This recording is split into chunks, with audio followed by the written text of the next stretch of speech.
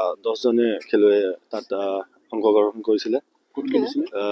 শিল্পগ্ৰাম বুলি আছে গুৱাহাটীত পাঞ্জাবাৰীৰ ওচৰত, তাতে খেলখন হৈছিলে। 6 নেশ্যনেল মাৰ্চেল আৰ্ট গেম 2024 খেলখন আমি ষ্টেট ৰিপ্ৰেজেণ্ট কৰিছিলোঁ।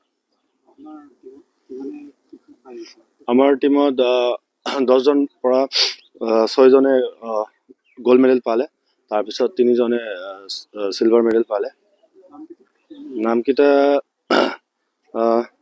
হেৰি নিখিল থাপা গোল্ড মেডেল, তাৰপিছত আকৌ অংকুৰ থাপা, তাৰপিছত মমতা থাপা আৰু লাকি টাইং, তাৰপিছত নিতুল টাই, ইমান এইকেইটা হৈছে।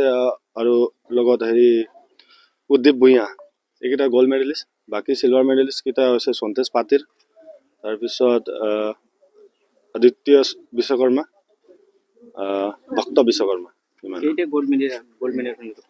ছটা গোল্ড মেডেল পালে, 6 চিলভাৰ 3।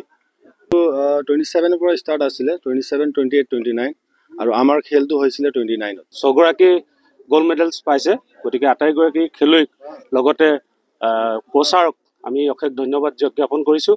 আৰু তেনে প্ৰচাৰকো অনুৰোধ জনাইছোঁ যাতে ভৱিষ্যতেও আমাৰ ইয়াৰ পৰা খুব সুনাম লোৱা খেলুৱৈ ওলাই আহক আৰু নতুন প্ৰজন্মক মানে যাতে ভাল খেলুৱৈ সুলভ আমাৰ অঞ্চলত খেলুৱৈ সুলভ এটা মনোভাৱ গঢ়ি তোলে, তাৰ বাবে তেওঁক ধন্যবাদ জ্ঞাপন কৰিছোঁ। আৰু লগতে আমি খেলুৱৈসকলকো ধন্যবাদ জ্ঞাপন কৰিছোঁ। 10 জনে খেলুৱৈ তাত অংশগ্ৰহণ কৰিছিলে। শিল্পগ্ৰাম বুলি আছে গুৱাহাটীত পাঞ্জাবাৰীৰ ওচৰত, তাতে খেলখন হৈছিলে। 6 নেশ্যনেল মাৰ্চেল আৰ্ট গেম 2024 খেলখন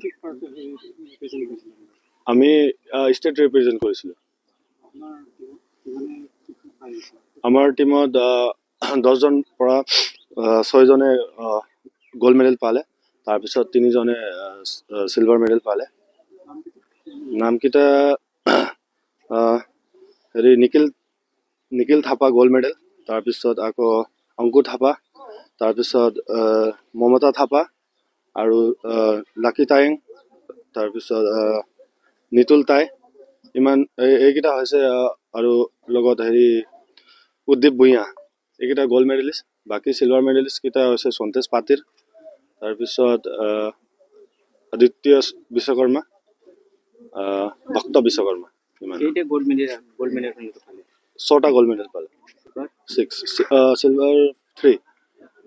27 পৰা ষ্টাৰ্ট আছিলে, 27, 28, 29 আৰু আমাৰ খেলটো হৈছিলে 29ত। 6 গৰাকী গোল্ড মেডেলছ পাইছে, গতিকে আটাইগৰাকী খেলুৱৈক লগতে প্ৰচাৰক আমি অশেষ ধন্যবাদ জ্ঞাপন কৰিছোঁ। আৰু তেনে প্ৰচাৰকো অনুৰোধ জনাইছোঁ যাতে ভৱিষ্যতেও আমাৰ ইয়াৰ পৰা খুব সুনাম লোৱা খেলুৱৈ ওলাই আহক আৰু নতুন প্ৰজন্মক মানে যাতে ভাল খেলুৱৈ সুলভ আমাৰ অঞ্চলত খেলুৱৈ সুলভ এটা মনোভাৱ গঢ়ি তোলে, তাৰ বাবে তেওঁক ধন্যবাদ জ্ঞাপন কৰিছোঁ। আৰু লগতে আমি খেলুৱৈসকলকো ধন্যবাদ জ্ঞাপন কৰিছোঁ।